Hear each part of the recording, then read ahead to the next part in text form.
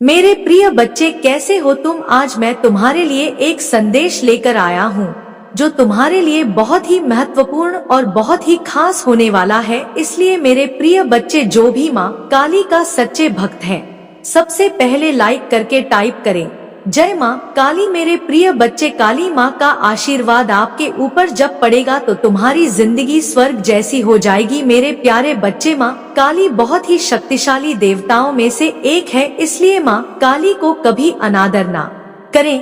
क्या पता तुम्हारे जीवन यह संदेश से बदल जाए। मेरे प्रिय बच्चे, हम तुम्हारे लिए बहुत ही मेहनत करके संदेश लाते हैं, इसलिए क्या आप मेरे वीडियो को एक लाइक करके सब्सक्राइब जरूर कर दीजिएगा ताकि हम आपको तरक्की की राह पर लेकर जा सके, आपके लिए अच्छे से अच्छी संदेश दे सके। माँ काली का सच्चे भक्त अभी टाइप करें 108 3 बार। माँ काली की आशीर्वाद तुरंत आपके ऊपर पड़ेगा। मेरे प्रिय बच्चे, माँ काली जब भी अपने भक्तों के ऊपर कृपा दृष्टि दिखाते हैं, उस भक्त की जीवन संवर जाते हैं। इसलिए मेरे प्रिय बच्चे, आप भी माँ काली का सच्चे भक्त हैं।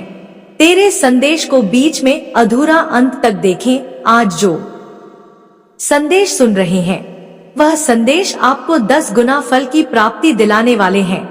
मेरे प्रिय बच्चे, जब भी तुम्हें कोई भी मुसीबत गिरने लगे, तब तुम माँ काली के चरणों में जाकर के मन ही माँ पुकारे, हे परमाता माँ काली, जीवन तुमने दिया है तो संभालोगे भी तुम। आशा नहीं, विश्वास है कि निकलोगे भी तुम। प्रेम से टाइप कर जय माँ काली, क्योंकि यह संदेश बड़ी ही कुशलता से और जांच परख कर तुम्हारे लिए लाया गया है, क्योंकि तुम्हारे जीवन की कुछ ऐसी परिस्थिति है जो तुम्हें पता नहीं है और तुम्हारे पास आने वाली है, क्योंकि तुम्हारे साथ ऐसी घटनाएं प्रतिक्षण घटती रहती है, लेकिन घटनाओं को तुम तभी जान पाते हो जब वह वर्तमान में तुम्हारे सामने घटती है, किंतु तुम उन बातों को कदापि नहीं जान पाते जो तुम्हारे भविष्य में होने वाली है, क्योंकि मेरे बच्चे उनका आकलन तुम कर ही नहीं सकते हो। तुम्हारे अंदर इतनी क्षमता नहीं है कि तुम उनका आकलन करके उनके बारे में जान सको। तुम हर तरीके से अलग सोच रखते हो, तुम्हारी सोच ही बहुत विचित्र है। परंतु आज अपनी सोच यहाँ पर उल्टा मत चलाना। आज मैं तुम्हारे लिए जो आवश्यक संदेश लेकर आई हूँ,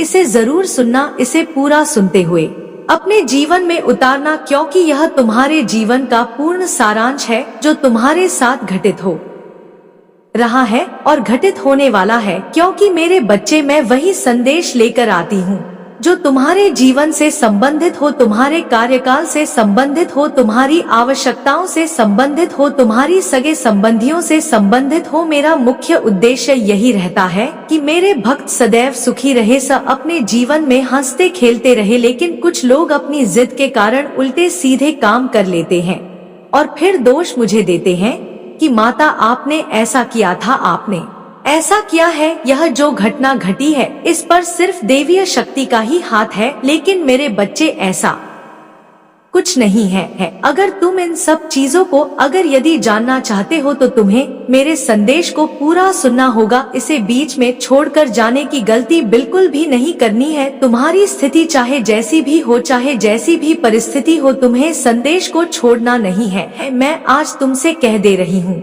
यदि आज छोड़कर तुम चले गए तो मैं दोबारा तुम्हारे पास कभी भी नहीं आऊंगी और ना ही तुम्हारे लिए कोई संदेश लेकर के आऊंगी। जो मुझे मुंह मानते हैं, जो मेरे प्रिय भक्त है, फिर मैं उन्हीं के पास जाऊंगी और उन्हें ही नए नए संदेश दूंगी, उन्हें नए नए वरदान दूंगी, उन्हें ही नए नए आशीर्वाद दूंगी। मेरे बच्चे, तुम्हारे शत्रुओं के घर में खलबली मची हुई है और पूरे घर में इस प्रकार की खलबली मची हुई है कि उन्हें समझ नहीं आ रहा है कि वह क्या करें।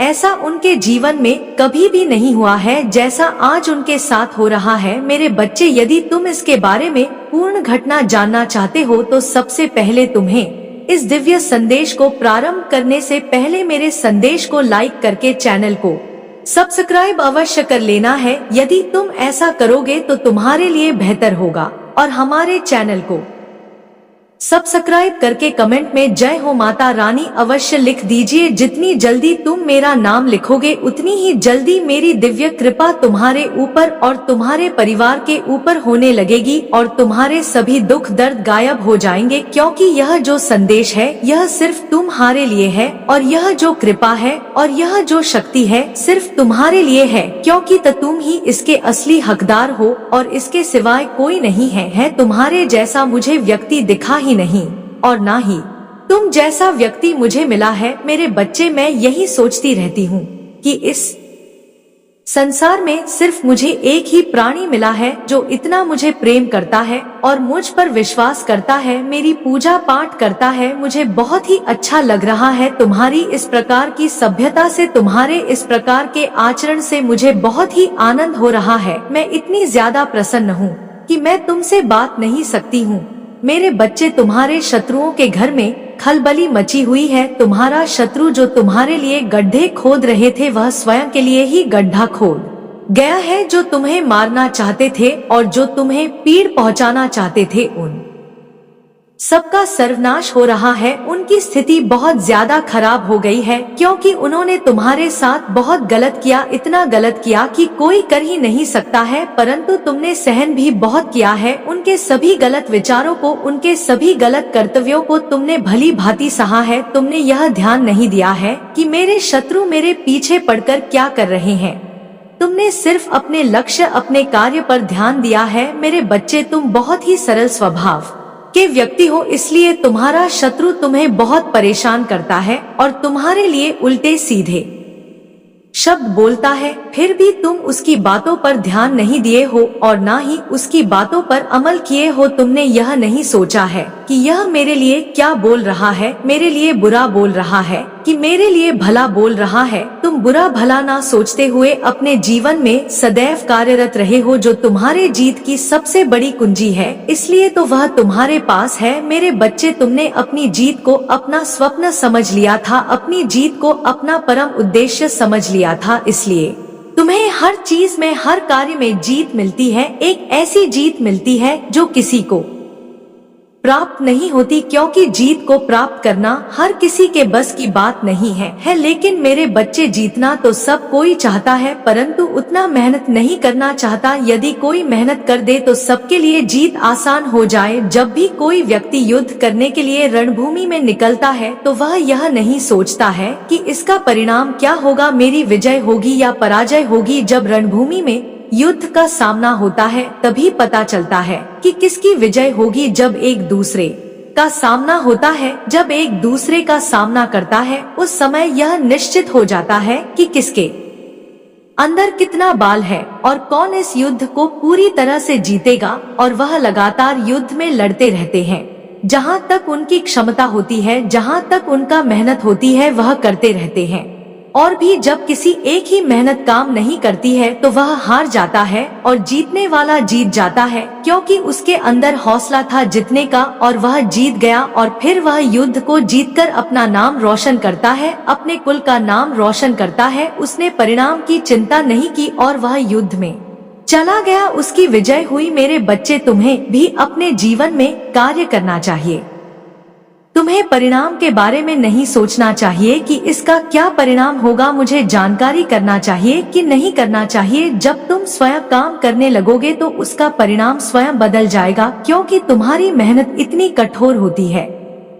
कठोर मेहनत के बल पर किसी ना किसी को टिकना पड़ ही जाता है। हर व्यक्ति कठोर मेहनत करके सामने टिक जाता है। मेरे बच्चे, किसी तरीके से तुम अपने जीवन में कर्म करो, मेहनत करो और उसके बारे में मत सोचो कि मुझे इसके बदले में क्या मिलेगा। जब समय आएगा तो तुम्हें तुम्हारी मेहनत से बेहतर मिलेगा। जो तुमने मेहनत की है उससे भी ज्यादा तुम्हें मिल लेगा, क्योंकि इस संसार में बिना मेहनत किए कुछ नहीं मिलता है। मेरे बच्चे, मैं जानती हूँ कुछ लोग तुम्हारी बुराई कर रहे हैं, तुम्हारे बारे में जानकारी निकाल रहे हैं, तुम्हें नीचा दिखा रहे हैं, तुम्हें बर्बाद करना चाहते हैं, तुम्हें रुलाना चाहते हैं।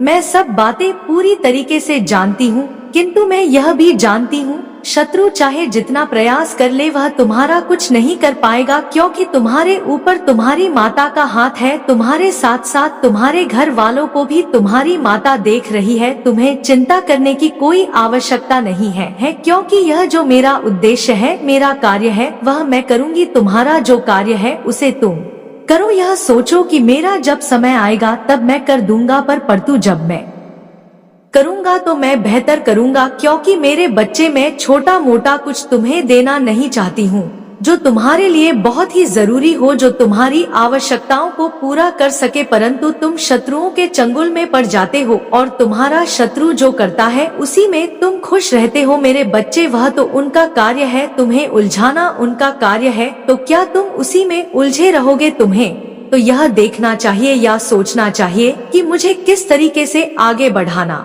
है, फिर सही कैसे कुछ करना है। उन्होंने तो अपना सब कुछ बना लिया है, सिर्फ अब तुम्हारी बारी है। यदि तुम अब उनकी बातों में पड़े रहोगे, उनके जैसे कार्य करोगे, तो तुम्हारा क्या होगा? तुम्हारा नुकसान ही होगा। और जब तुम्हारा नुकसान होगा तब तुम्हारे लिए बहुत ही ज्यादा दर्दनाक बात होगी। मेरे बच्चे, तुम नए नए रास्ते बनाते जाते हो, नए नए उपाय सोचते रहते हो, नए तरीके से काम करते रहते हो, लेकिन यह तुम्हारे शत्रु को यह अच्छा नहीं लगता है। उसे तुम्हें देखकर बहुत ज्यादा जलन होती है, बहुत ज्यादा परेशानी होती है। वह यह सोचता है कि मैं कुछ नहीं कर पा रहा हूँ और मेरा शत्रु बहुत कुछ कर रहा है, बहुत तरीके से काम करके बहुत सारा धन कमा रहा है। मेरे पास आज धन नहीं है, क्योंकि मैं इतना कार्य कर नहीं पा रहा हूँ, मुझे कोई काम ही नहीं मिल रहा है। मैं इतने दिनों से इधर उधर भटक रहा हूँ, कोई मुझे कुछ देने वाला नहीं है। जब यह बातें वह सोचता है, क्योंकि जिंदगी में हर चीज सोचना बहुत आसान होता है, किंतु करना बहुत ही कठिन हो जाता है। यदि व्यक्ति इसी तरीके से कार्य करना प्रारंभ कर दे तो उसके लिए बहुत ही अच्छा हो जाए। मेरे बच्चे, जिस प्रकार से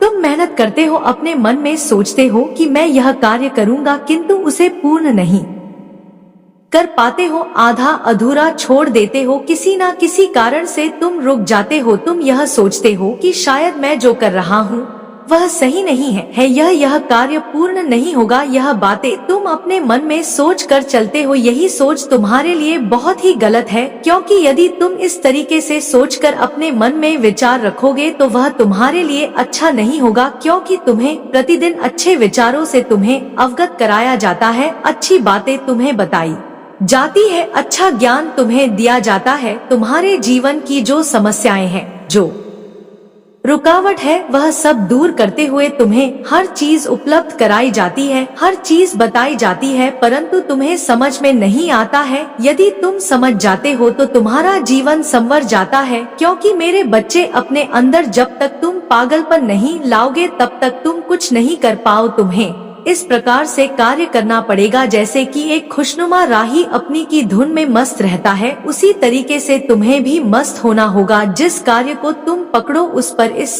प्रकार से पूरी तरह से मस्त हो जाओ कि वह कार्य पूर्ण ही हो जाए। समय चाहे जैसा भी हो,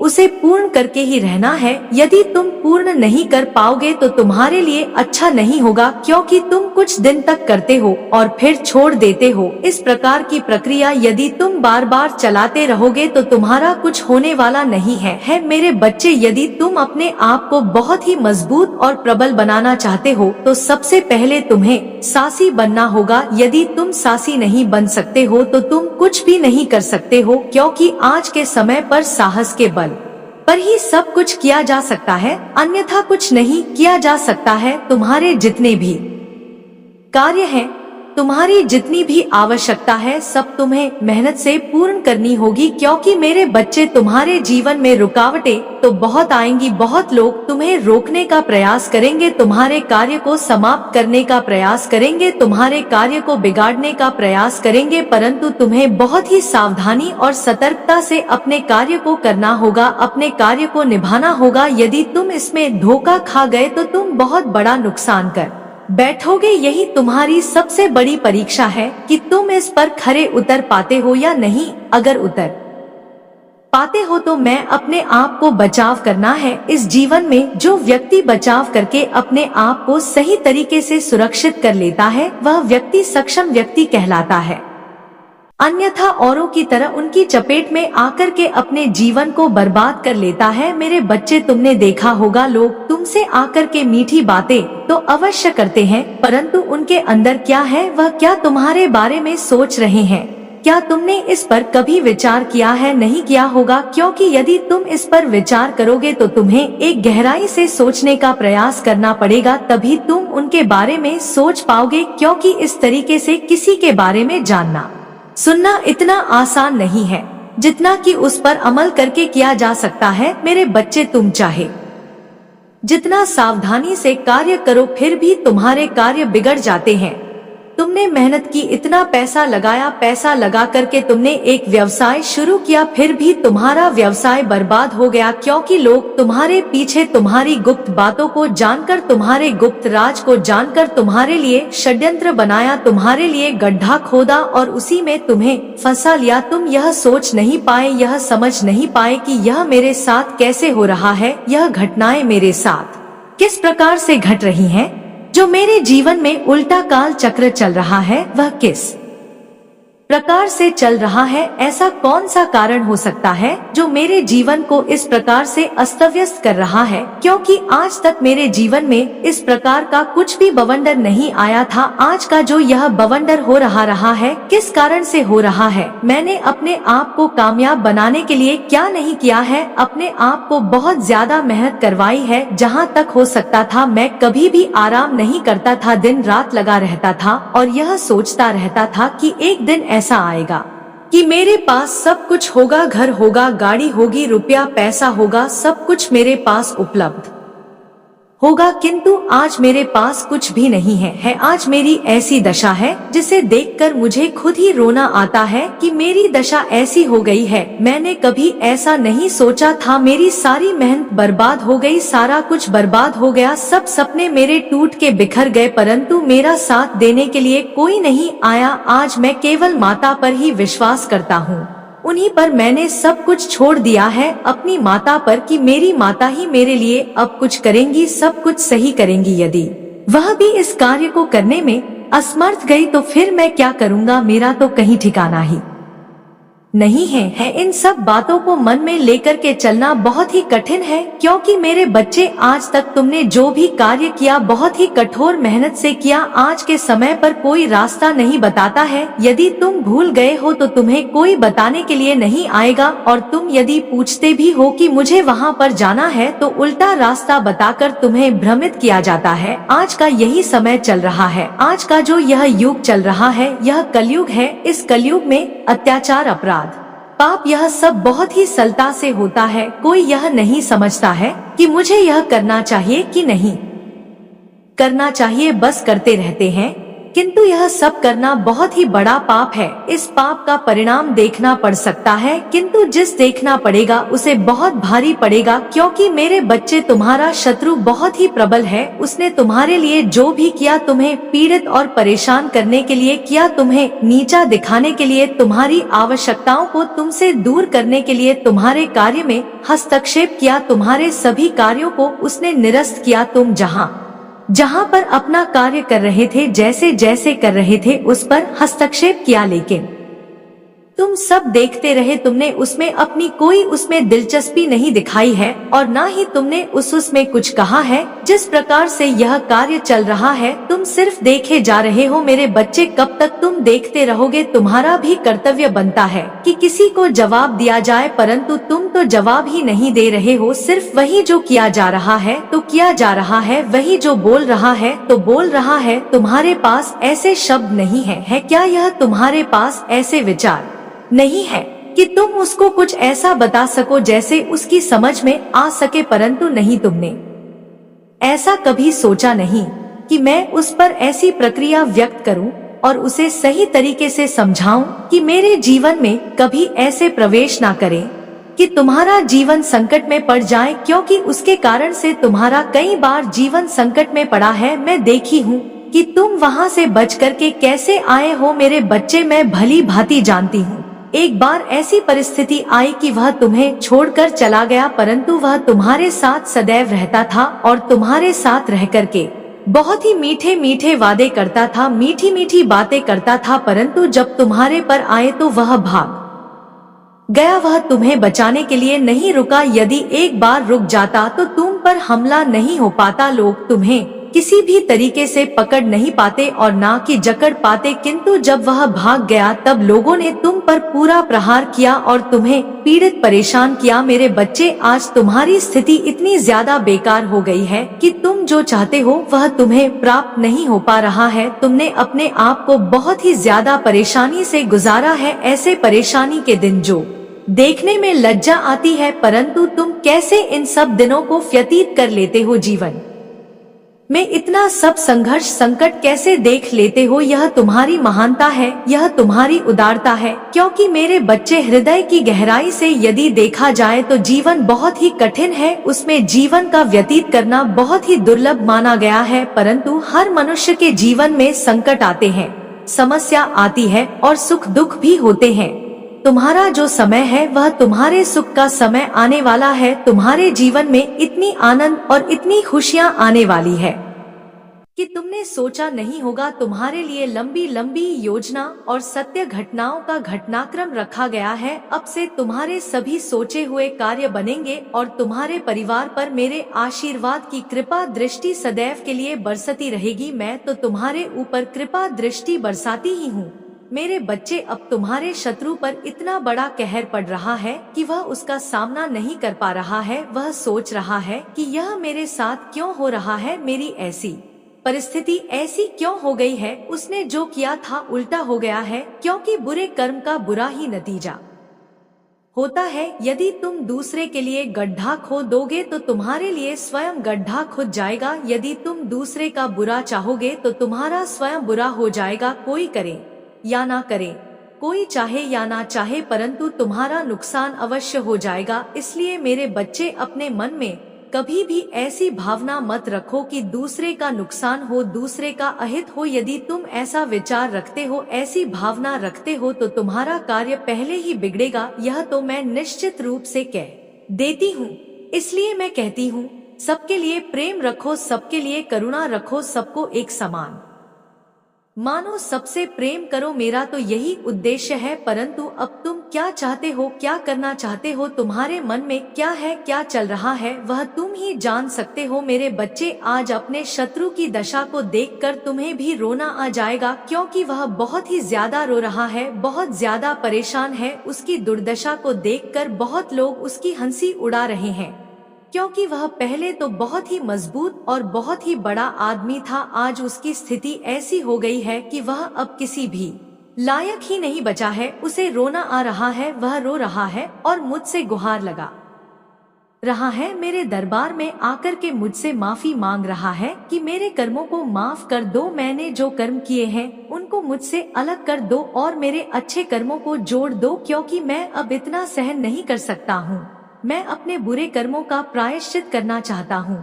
मेरी माता, मुझे अवसर दे दीजिए, एक अवसर तो अवश्य मुझे प्रदान कर दीजिए। अब मैं आगे से कोई ऐसा कार्य नहीं करूँगा, कभी भी आपके भक्तों को परेशान करने का साहस नहीं करूँगा, क्योंकि मैं जानता हूँ मेरी माता बहुत ही ज्यादा शक्तिशाली है और उनमें अनंत शक्तियाँ विद्यमान है। उन शक्तियों को मैं नहीं झेल सकता हूँ। आज मेरी दुर्दशा ऐसी हो गई है कि मैं अब किसी के पास जाता हूँ तो मेरा कोई भी प्रस्ताव स्वीकार नहीं करता है और ना ही मेरी बात को मानता है। यदि आज माता आप मेरे ऊपर कृपा कर देती है तो मेरा भाग्य संवर जाता, अन्यथा मैं इसी प्रकार से इधर उधर भटकता रहूंगा और मैं कुछ भी कर नहीं पाऊंगा। परंतु मेरी स्थिति ऐसी है कि मैं अब और कुछ नहीं कर सकता हूँ, इससे से ज्यादा सहन कर ही नहीं सकता हूँ, क्योंकि मेरी मनोदशा इतनी ज्यादा खराब हो गई है कि मैं अब कुछ भी समझ नहीं पा रहा हूँ और ना ही कोई अच्छा सा निर्णय ले पा रहा हूँ।